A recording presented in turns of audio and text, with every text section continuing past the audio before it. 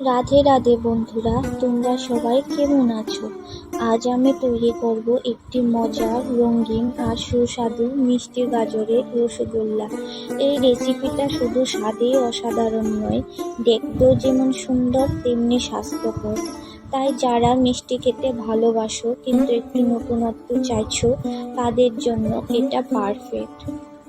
তাহলে বন্ধুরা, চলো রেসিপিটি শুরু করা যাক। এখানে আমি কিছু গাজর ধুয়ে নিয়ে নিয়েছি। এখন আমি একটি ছুরির সাহায্যে গাজরের চামড়াগুলো ছাড়িয়ে নিলাম এবং প্রত্যেকটা গাজর এইভাবে স্লাইস করে কেটে নিলাম। এখন আমি গাজরের টুকরোগুলো গ্রাইন্ডারে দিয়ে পেস্ট করে নেব। বন্ধুরা, এখানে জলের ব্যবহার হবে না, অবশ্যই গরুর দুধ দিয়ে গাজরের মিশ্রণটা তৈরি করে নিতে হবে। গাজরের মিশ্রণ রেডি। এখন আমি একটি ফ্রাই প্যান বসিয়ে দেব। ফ্রাই প্যান গরম হয়ে গেলে আমি এখানে দিয়ে দিলাম 1 চামচ ঘি। এখন আমি গাজরের মিশ্রণটা ঘিয়ের মধ্যে দিয়ে দেব।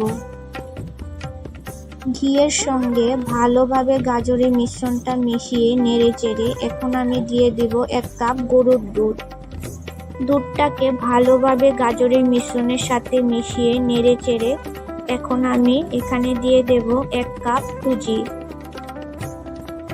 সুজিটা দুধ ও গাজরের মিশ্রণের সাথে ভালোভাবে মিশিয়ে নাড়তে হবে, যাতে দলা পেকে না যায়। এদিকে অবশ্যই লক্ষ্য রাখতে হবে।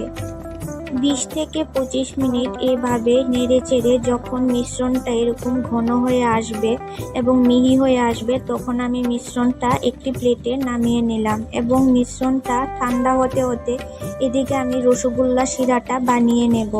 এখানে আমি কড়াইতে জল দিয়ে 1 কাপ চিনি ও একটু এলাচ গুঁড়ো দিয়ে রসগোল্লা শিরাটা বানিয়ে নিলাম। মিশ্রণটা ঠান্ডা হয়ে গেছে। এখন আমি মিশ্রণটার মধ্যে একটু এলাচ গুঁড়ো ও 2 থেকে 3 চামচ গুঁড়ো দুধ দিয়ে হাতে ঘি লাগিয়ে মিশ্রণটা ভালোভাবে মেখে নেব। মিশ্রণটা ভালোভাবে মেখে নিয়ে আবারও হাতের মধ্যে ঘি লাগিয়ে নিলাম। এখন আমি মিষ্টিগুলো এরকম শেপ দিয়ে বানিয়ে নিলাম। এখন আমি একটা কড়াইতে জল ফুটিয়ে নিয়ে এরকম একটা ছিদ্রওয়ালা পাত্র নিয়ে নিলাম। তাতে ঘি লাগিয়ে নিলাম, যাতে করে যখন আমি মিষ্টিগুলো ভাপাবো, যাতে মিষ্টিগুলো পাত্রটির মধ্যে লেগে না যায়। 5 মিনিটের জন্য আমি উপর থেকে একটি থালা দিয়ে ঢেকে দিলাম। 5 মিনিট পর থালাটা সরিয়ে নিলাম। দেখো মিষ্টিগুলো কি সুন্দর ফুলে উঠেছে। এখন আমি সবগুলো মিষ্টি একটি পাত্রে নামিয়ে নিয়ে সঙ্গে সঙ্গে শিরার মধ্যে দিয়ে দেব।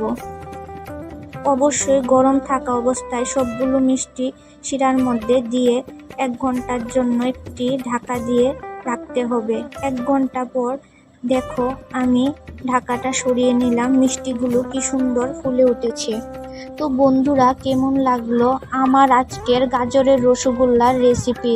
আর পছন্দ হলে লাইক ও শেয়ার করতে ভুলবে না। আমার চ্যানেলে এরকম আরও মজার রেসিপি পেতে চ্যানেলটিকে সাবস্ক্রাইব করো আর বেল আইকন প্রেস করে দিও, যাতে নতুন ভিডিও মিস না হয়।